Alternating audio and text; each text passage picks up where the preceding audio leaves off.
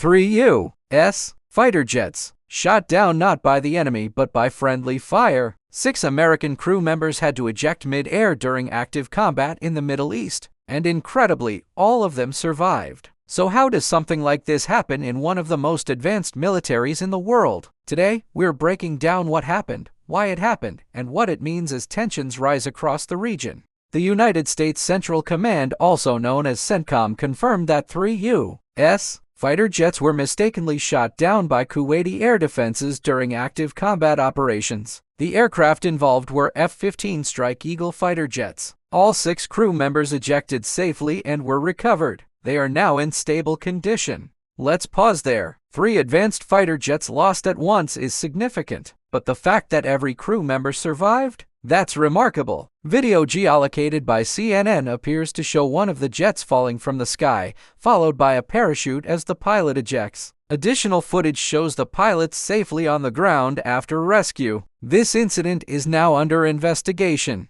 The F-15 Strike Eagle is one of the most capable aircraft in the U.S. arsenal. It is designed for air-to-air combat deep strike missions, precision bombing operating in high-threat environments. In the Middle East, there are reportedly dozens stationed in Kuwait, supporting large-scale air campaigns. These jets are not cheap, and they're not easy to replace quickly. So losing 3 at once, even without casualties, is a serious operational event. According to CENTCOM, this friendly fire happened during intense active combat. At the time, Kuwaiti air defenses were reportedly responding to Iranian aircraft, ballistic missiles, cruise missiles, armed drones. In fast-moving combat situations like this, air defense systems are under enormous pressure. They must quickly determine, is this friendly? Is this hostile? Do we fire now? When dozens, even hundreds of objects are moving through the sky at once, mistakes can happen. And in this case, Kuwaiti forces mistakenly identified the F-15s as hostile targets. This incident didn't happen in isolation.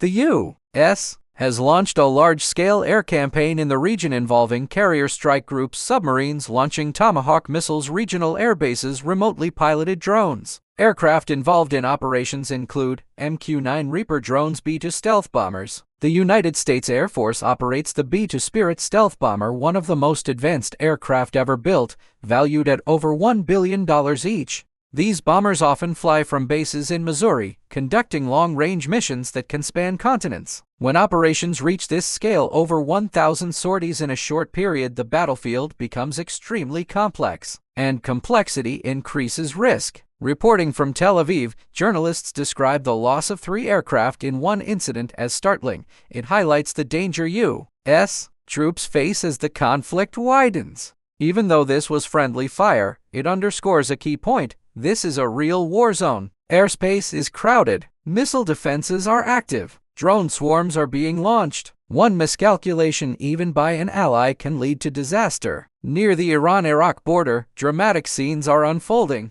Border crossings have partially reopened. Iranian trucks and civilians are attempting to return home. At the same time, drones have reportedly been seen flying overhead. Imagine standing near a border crossing and suddenly hearing a drone above you during an escalating conflict. That's the atmosphere in the region right now: uncertain, tense, unpredictable. In the United Arab Emirates, particularly in Dubai and Abu Dhabi, residents have reported hearing missile interceptions overhead. According to regional defense officials, 165 ballistic missiles, 2 cruise missiles, 541 drones were reportedly launched toward the way in recent days. Officials claim that more than 90% were intercepted. Still, the impact on daily life has been dramatic.